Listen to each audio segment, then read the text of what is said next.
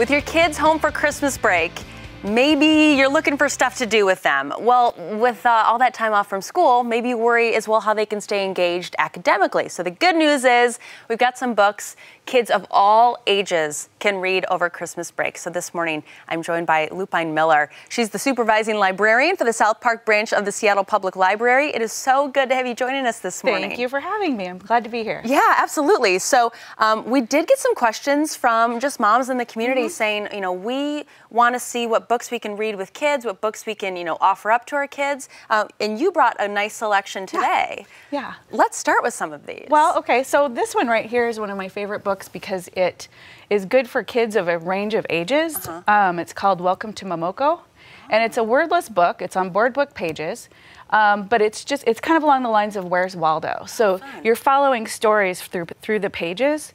There's questions at the beginning that you have to answer by reading through the book. Oh, cool. It's a great book for siblings to work together on.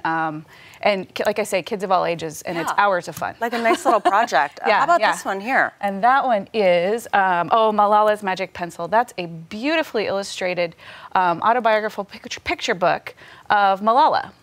Oh, and nice. all about kind of what her wish for the world is and how she got there. Oh, it's Malala Yousafzai. Yeah, this is a great one here. It's a beautiful, beautiful book and inspires a lot of conversation. I love how these are for all different ages. Yes, and they can range the ages too. It's really great. I'm interested in asking you about this one because we were looking at this one during the break, Unusual Creatures. You said this one's really cool. It's really great. It's chock full of facts and information about a lot of really interesting and amazing creatures that live on our planet.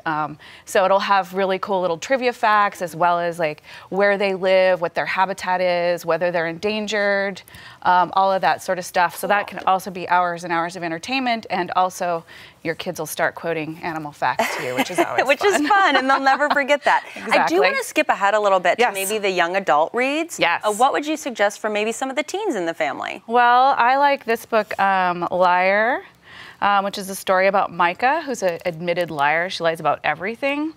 Her boyfriend then dies under mysterious and suspicious circumstances, and so she decides she's going to come clean, tell it straight. But does she? And so it keeps you guessing through the whole book what's a lie and what's the truth. That sounds like a page turner. Yeah, it is. Now, really quick here, if you are having trouble getting your kids interested in reading, or maybe you want to kind of stoke that fire in them, what are some tips you would tell parents? Well, especially during the breaks, I think it's really important to find out what your child enjoys, because what we're trying to do is foster a love of reading, which it's such a gift. It carries you throughout your whole entire life. So letting them choose. Let them choose what books they like. Pick out an array of books at the library. Let them pick which ones. If you're having trouble finding some, talk to your children's librarian or your teen librarian, and that's what we do. Like we live to provide suggestions for parents and kids who are looking for things to read, and we're always on the lookout for stuff like that. It really is such a great resource, just your local library here. I mean, make sure you go check it out. I love that all of these books are available right now at the library, and it's free. I mean, we're spending so much money this time of year, but we're talking about free reading, free engagement, and that's good family time. That's right. And if you don't like the book, no harm. You pick out a new one.